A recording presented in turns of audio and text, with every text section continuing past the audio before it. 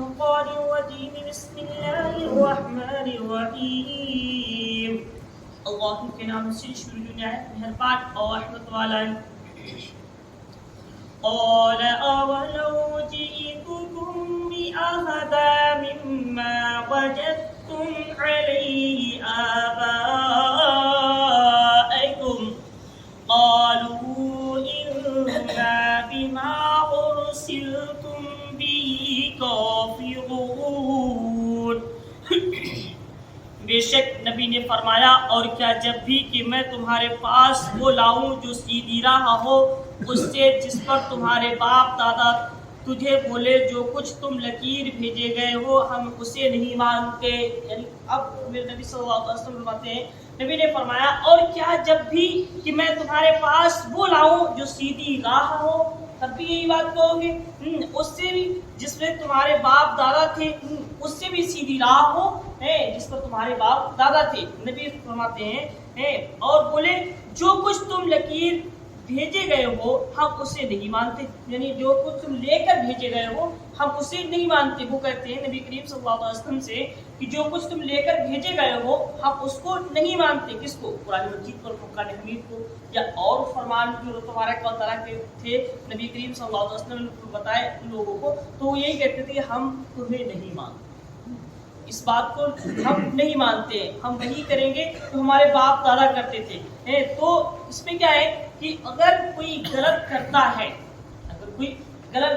اچھا اللہ رب العزت نے اپنے نبی بھیجے کو اللہ رب العزت نے 1,24,000 نبی بھیجے ہیں. انہیں بھیجنے کا مطلب کیا تھا؟ بھیجنے کا مطلب اور مقصد صرف یہی تھا کہ لوگ اللہ سے ڈریں اور سچی راستے پر پہنچ جائیں. نبی کریم صلی اللہ علیہ وسلم کو اللہ رب العزت نے بھیجا. اس وقت اتنی گمراہیت کا دور تھا جاہلیت کا دور تھا. لوگ ایک خدا کی پوجا نہیں کرتے تھے ایک خدا کو ماننے کے لیے تیار نہیں تھے. حقاریت کے راستے کو چھوڑ بیٹھے تھے. زنا عیاشیاں شراب خوریاں جوانیاں اتنی ہو گئی تھی جس کا کوئی جو ہے اگر کوئی اندازہ لگانا چاہے تو اندازہ بھی نہیں لگا سکتا تھا. یہاں تک کہ بچیوں کو زندہ درگور کر دیا جایا کرتا تھا. اللہ اس سے بڑی اور جاہلیت کیا ہو سکتی ہے.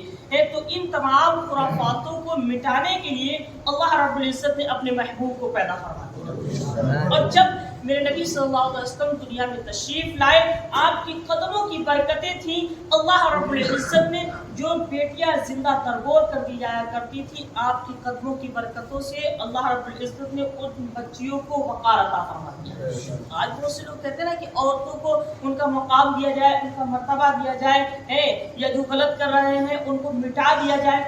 تم آج مٹانے کی بات کرتے ہو آج تم زندگی دینے کی بات کرتے ہو آج تم عورتوں کے مقام کی بات کرتے ہو. میرا نبی تو 1400 سال پہلے یہ درس دے کر چلا تو میرے نبی صلی اللہ علیہ وسلم سے بہتر تم کیا لا سکتے ہو؟ جو اللہ رب العزت کا خاص محبوب ہو خاص بندہ ہو. میرے نبی صلی اللہ علیہ وسلم خاص اپنے رب کے پاس سے تمہارے لیے وہ پیغام لے کر آئے جو تمہاری دنیا کو بھی سنوار دے اور آخرت کو بھی سنوار دے. بس عمل تو کرو. اگر صرف یہی کہتے رہو گے ہمارے باپ دادا یہ کرتے تھے ہم بھی یہ کرتے تو کیا ہوگا؟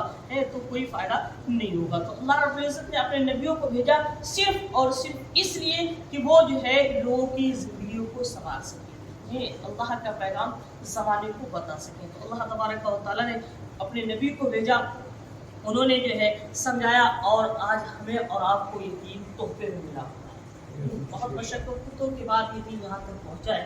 ہمیں اور آپ کو چاہیے کہ اللہ رب العزت سے دعا کریں مولا تبارک و تعالیٰ اس کی رسی کو ہم سب کو مضبوطی سے تھامے رہنے کی توفیق عطا فرمائے. اور مولا پڑھ لے اور سننے چلا